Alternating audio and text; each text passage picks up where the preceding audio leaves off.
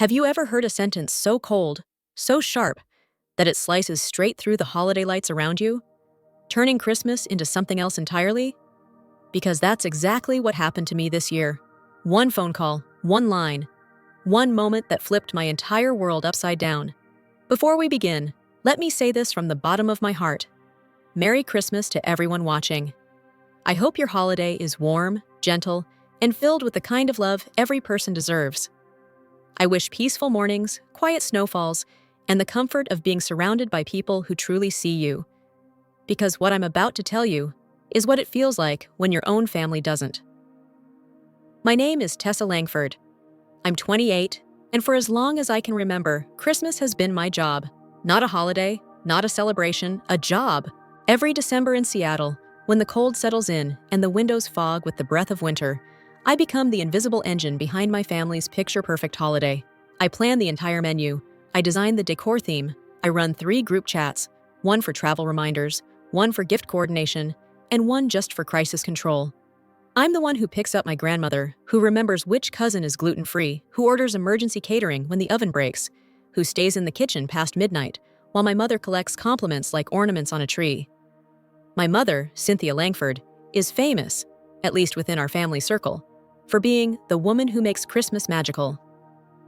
People step into her house and gasp at the perfect wreaths, the magazine-worthy table, the matching pajamas laid out for every person. They don't know it's all me. They never have.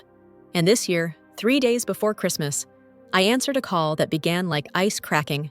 "Tessa," my mother said, her tone clipped and controlled, "I think it's best if you don't come home this year." I froze. "What?" "It'll be easier," she continued. "And honestly, no one needs you to come this Christmas."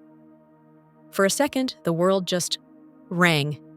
Like every carol outside had collapsed into a single note inside my skull.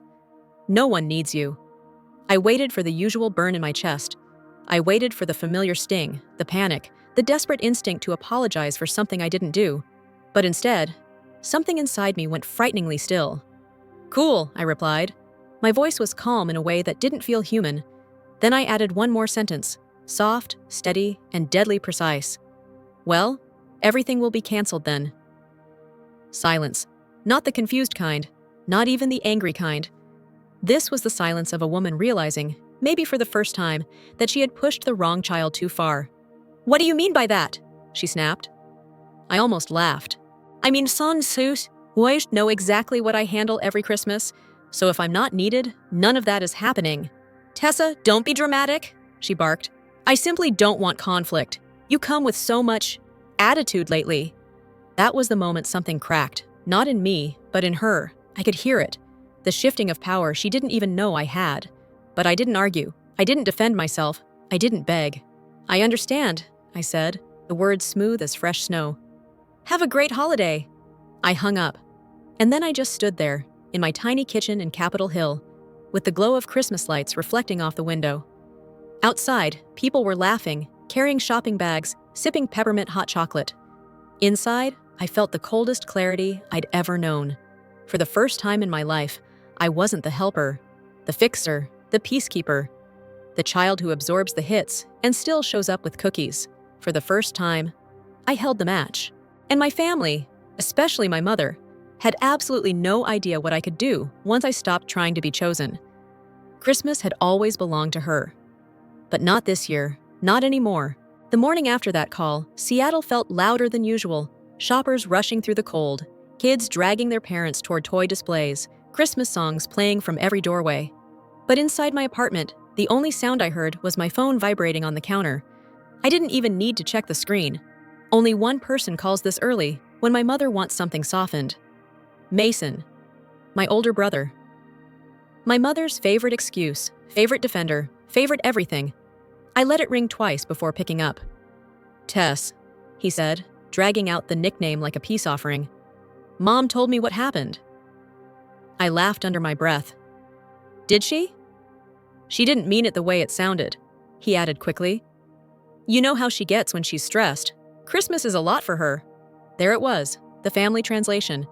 "She emotionally stabbed you, but don't bleed in front of her." "I'm not coming," I said simply. "Yeah, she told me," he replied. "But can you at least help with the usual stuff? The reminders, the secret Santa list, people are asking. I closed my eyes. So I'm not needed, but my work is? Silence. A small, irritated breath. Tess, don't be dramatic. This isn't about you. Funny how people say that exactly when it is. She literally said no one needs me, I replied. She meant your attitude, Mason snapped. You've been difficult lately. Mom's been trying to hold everything together. She's the one who paid for your college, your apartment deposit, everything. The least you could do is not make Christmas harder for her. There it was, the guilt grenade. He threw it every time. But this time, it didn't explode. It landed softly and rolled back toward him. My college? I repeated slowly. Mason, I dropped out after one semester because Mom told me we didn't have enough money. He exhaled sharply. Oh my God, not this again. Not what again? I wasn't yelling. My voice was too cold for that. You know things were tight, he said, frustration growing. Dad's business tanked. She had to use your fund when I got into trouble. For all of us. It wasn't just... He stopped, like he realized too late what he had just admitted. My heart didn't crash. It didn't break. It froze. What fund? I asked quietly. He scrambled instantly. Nothing. Forget it. Mason. My tone could have cut ice. I don't know the details, he muttered. It was years ago. Look, can you just send the reminders? People need to know what time. But he wasn't talking to me anymore. Because my mind was already somewhere else. A fund meant for me, a fund I never saw. I have to go, I said, and hung up while he was still mid-sentence. I stood there in my small kitchen as snow began falling outside, soft flakes drifting against the window. The world looked peaceful, naive, completely unaware that something inside me had just cracked open. I walked straight to my desk, opened my laptop, and dug through old emails, old files, anything with my name on it. Hours slipped by, my coffee went cold. But then, there it was, an old message from a bank we used when I was a teenager. Attached was documentation for an account in my name. The note at the top said, "College savings for Tessa only." My stomach twisted. I scrolled to the final transaction. The balance had been emptied 5 years ago, every last dollar. The same year Mason miraculously got bailed out of his credit card disaster. My hands trembled, not with grief, not with shock, but with a clarity so sharp it almost hurt. Then I saw it, the withdrawal authorization. 2 signatures, mine and my mother's. Except, the version of my signature on the form looked nothing like mine. Sloppier, tilted, rushed, a forgery. I sat back in my chair, letting the truth settle into my bones. This was never about Christmas, never about a holiday, never about conflict or attitude. My mother hadn't just uninvited me from one night. She had been carving pieces out of my future, piece by piece, year by year. While smiling for family photos and letting me play the role of the grateful daughter. And in one stupid slip of a sentence, Mason had exposed everything she worked so hard to hide. I looked out the window again. Christmas lights blinked across the street, soft and warm. But inside me, something colder, stronger, and far more dangerous than snow had begun to form. The kind of cold that doesn't melt. The kind that changes a person. And for the first time, I wasn't scared of it. The moment I confirmed the truth about the college fund, the forged signature, the empty account, the lie that shaped years of my life, something inside me shifted. Not into rage, not into grief, into strategy. If my mother had spent years operating from the shadows, then the shadows were exactly where I needed to stand now. And she had forgotten the most important thing. I was the one holding the back end of Christmas together. The spreadsheets, the reminders, the schedules, the contacts, the vendors, the group chats. Especially the group chats. That night, while downtown Seattle sparkled with Christmas lights and jingle bells floated from passing shops, I sat cross-legged on my living room floor with my laptop open, a blanket wrapped around my shoulders. Outside, neighbors were carrying in Christmas trees, kids pulling sleds along the sidewalk. Inside, I felt the quiet hum of power rising under my skin. Admin. My name was still listed as admin. I stared at it for a long moment, then took a deep breath and clicked Create New Group. I added every family member, every aunt, uncle, cousin, grandparent, in-law, Everyone except two people, Cynthia and Mason. When I was done, I typed the message slowly, deliberately, making sure each word was soft enough to sound caring, but strong enough to turn the entire holiday on its axis. Hi everyone, just a quick update. Mom has been feeling overwhelmed this year and wants to scale things down. So if you still want a warm Christmas dinner, my door in Seattle is open. No pressure at all. Come as you are. I read it twice. Not petty, not emotional, just true enough to be unquestionable. I hit send. For 3 seconds, nothing happened. Then my phone lit up like a Christmas tree. Tessa, that actually sounds lovely. We were only coming because of you anyway. Do you need me to bring dessert? Can the kids come too? Bless you for hosting. I always feel relaxed at your place. Relaxed, not judged, not performing for Cynthia's approval. Within 15 minutes, half the family had confirmed. By the 30-minute mark, I had 12 dishes volunteered, 5 offers to help prep, and a cousin who sent a photo of a gingerbread house her kids wanted to bring because Aunt Cynthia doesn't let them make a mess. I sat back and let out a breath I didn't know I'd been holding.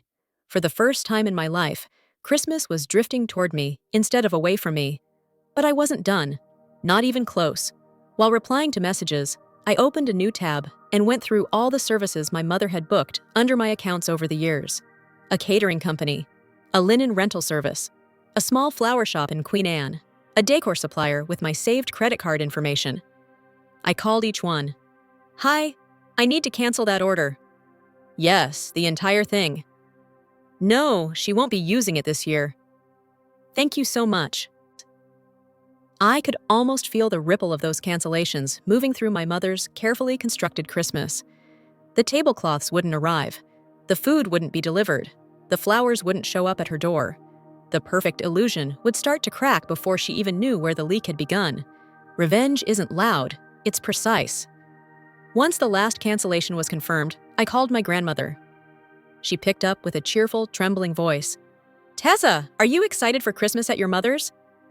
Actually, Grandma, I said gently, Mom told me she wants a very small gathering this year, but I don't want you spending Christmas alone. Come celebrate with me, I'll pick you up. I promise. There was a brief pause and then a soft laugh filled with relief. Oh, sweetheart, I would love that. It's been years since I visited your apartment. It struck me then how many times my mother had kept me and my grandmother apart, always insisting Grandma was too tired, too busy, or didn't like the drive. Another small manipulation I hadn't seen clearly until now. When I hung up, my apartment felt different. Not bigger, not cleaner, just alive. People were texting me. People were showing up for me. Not because they needed my labor, but because they wanted my presence. For the first time in my entire life, Christmas wasn't something I built for other people. It was something building itself around me. I looked around my little living room, the thrifted furniture, the uneven string lights I put up last week, the half-decorated tree leaning just slightly to the left, and for the first time, it didn't feel like not enough. It felt real, warm, mine. And that was when I realized my mother had spent years perfecting Christmas. I was about to show her what it looked like when it was actually loved. I knew the moment my mother realized something was wrong, not because she called, but because she called twice. My phone lit up with her name while I was chopping apples for the stuffing. I let it ring. She called again. I let that one ring too. On the third attempt, I picked up.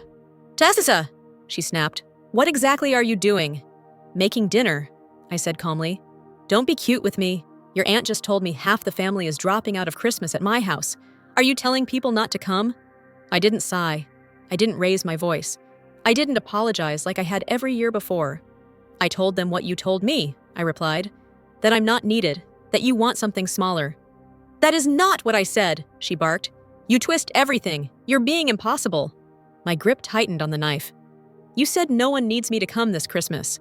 I meant your attitude, not your presence. God, you're so sensitive. Do you know how exhausting you are? All you do is send a few messages and bake some cookies, and suddenly you act like you run the entire holiday.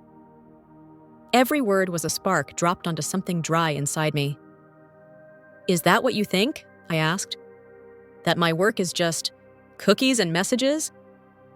Oh, please, she spat. I've carried this family for years. I've sacrificed more than you'll ever understand. Sacrificed, I repeated. Like my college fund? Silence. Not the calculated kind she weaponizes, a silence of impact. I don't know what Mason told you, she said slowly, but that money was for the family. Your father's business was failing. Your brother was drowning in debt. We did what we had to do. And I lost my future because of it. Don't be dramatic, she snapped, voice sharp again. You weren't even serious about college. You quit the moment things got hard. I felt something inside me snap into place. Not anger, not sorrow, just clarity. You forged my signature. I did what? She shrilled. You heard me, I said. You signed for money that wasn't yours, and you've been benefiting from my labor ever since. Tessa, stop this right now, she hissed. You are ruining Christmas. No, I replied. I'm just not covering it up anymore. Before she could launch another tirade, I opened the family group chat. The big one, with every cousin, every aunt, every person who had ever praised her perfect Christmas. I attached the screenshot of the drained account, the forged withdrawal form, and wrote, if anyone ever wondered why I didn't finish college, here's part of the answer. She was still yelling when I hit send. Her voice kept pouring through the phone, blaming, threatening, bargaining, but the moment that message went out, I wasn't listening anymore. My screen lit up instantly. Is this real? Tessa, I'm so sorry.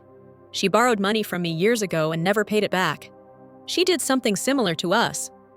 Oh my God, this makes so much sense. It was like watching a tapestry unravel, thread by thread, until the truth lay bare. My mother wasn't just losing Christmas, she was losing control. By morning, the storm had spread. The family chat buzzed nonstop, people asking questions, sharing stories, expressing disbelief. Even Grandma sent a voice note full of confusion and heartbreak. And in the middle of it all, I recorded a video. Just me, sitting by my small tree, speaking plainly. No tears, no dramatics. My mother told me no one needed me this Christmas, I said into the camera. So I stopped doing the invisible work I've been doing my whole life. This is what happened. I didn't use names, I didn't insult anyone, I simply laid out facts. By noon on the 24th, the video was everywhere. Comments poured in, messages from strangers, people sharing their own stories of being the forgotten child, the unpaid helper, the emotional dumping ground. For the first time, I felt seen. And when evening came, my apartment became something I'd never experienced before. Real Christmas. The smell of cinnamon and roasted garlic filled the air. Kids laughing, cousins stumbling in with Tupperware, and gifts wrapped in mismatched paper. The glow of lights bouncing off people's faces as they hugged me and said, "Thank you for doing this." It was messy, chaotic, warm in a way my mother's house never was. Someone spilled cranberry sauce on my rug. Someone burned the bread. My kitchen looked like a bakery had exploded. And yet, standing there in the middle of it all, I felt something I had never felt in 28 years. A Christmas that didn't depend on my suffering. A Christmas that wasn't a performance. A Christmas where I wasn't the servant, but the host. Seen, chosen, wanted. And little did I know, the night wasn't over. Not even close. By the time the last casserole dish was scraped clean, and the living room looked like a snow globe shaken too hard, it was close to midnight. The laughter in my apartment had softened into that warm, tired hum you only hear when people feel safe. My cousins were packing leftovers, kids were half asleep on the couch, and someone was humming along to a Christmas song playing faintly from my speaker. That was when I heard the knock. A sharp, hurried knock, 3 quick hits against wood. For a split second, everyone froze. I knew who it was before I even stood up. A chill slipped down my spine. Not fear exactly, but recognition. Mason saw my expression and quietly said, "You don't have to open it, Tess." But I did. I stepped into the hallway, closing the door behind me, just enough to keep the warmth of my apartment separate from whatever waited outside. And there she was, my mother. Cynthia stood under the dim hallway light in her sequined holiday dress, makeup slightly smudged, mascara smearing under her eyes, not from tears, but from a night spent unraveling. Her hair was pinned perfectly, but her expression was cracked, the way porcelain splits before it breaks. There was no entourage behind her, no audience, no ornaments, no camera-ready smile. Just her. "Tessa," she said, her voice small. "Can we talk?" The last time she'd used that tone, I was 15 and thought it meant she loved me. Now I knew better. It meant she feared losing control. About what? I asked. She folded her arms, shivering slightly, though the hallway wasn't cold. About how you ruined my Christmas. I almost laughed. I didn't ruin it, Mom. I just stopped hiding the truth. There's a difference. Her eyes flashed. There it was, the spark of pride she kept buried under all that glitter. You embarrassed me, she hissed. You humiliated this family. Your video, that screenshot. People were talking about me at the table, whispering, judging. So now you know how it feels, I said quietly. For years, I sat at your perfect table, feeling like I wasn't enough. You chose performance over honesty, over me. I finally chose honesty. That account was used for the family, she said sharply. Your father needed help. Your brother needed help. And I needed a future, I cut in. You didn't even ask me before taking it. She rubbed her forehead as if I were exhausting her. I have done everything to keep this family together. Everything. And this is how you repay me? By turning them against me? I stared at her for a long moment, letting the reality hang heavy between us. I didn't turn anyone against you, I said softly. I simply stopped standing in front of you taking the hit. Her voice cracked then, not with vulnerability, but with frustration. Are you happy now? Sitting in there with half the family while I'm alone? I swallowed. No, I said. I'm not happy you're alone. I'm relieved the truth isn't. For the first time all night, she blinked, as if something in her had finally registered. Is this it? She whispered. You're done with me? No, I replied, but I'm done being your buffer. So if you want a relationship with me, here are the rules. She stiffened, but I continued anyway. You don't get to call me unnecessary ever again. You don't touch money that belongs to me. You don't turn me into your emotional punching bag. And if you hurt me, really hurt me, you apologize because you understand, not because you're embarrassed. For a moment, she looked almost human, almost ready to say the words I'd waited my whole life to hear. But then her jaw tightened. I don't deserve to be spoken to like this. And I don't deserve to be treated like a tool, I replied calmly. We held each other's gaze for a long, aching moment.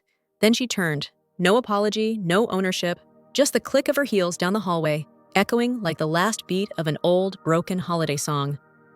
When the elevator doors closed behind her, I let out a breath I didn't know I'd been holding and slipped back inside. Warmth hit me instantly. My small Christmas tree glowed softly. The scent of cinnamon still floated in the air. Mason looked up from the couch, worry in his eyes. She here? He asked. She was, I said. She left. Did you? I told her the truth, I finished. And I didn't apologize for it. He nodded slowly, understanding more than he ever had. Behind him, someone laughed softly, and the sound wrapped around me like a blanket. Christmas this year didn't fix everything. It didn't heal every scar. But for the first time in my life, the silence wasn't mine anymore. The story was. And if you've listened all the way to the end, Merry Christmas once again. I hope tonight you're celebrating somewhere warm, somewhere safe, somewhere with people who choose you, who see you. Tell me in the comments, how are you spending your Christmas this year? Who are you celebrating with? And if you'd like to hear more stories from women finding their voice again, don't forget to like, subscribe, and join us for the next chapter.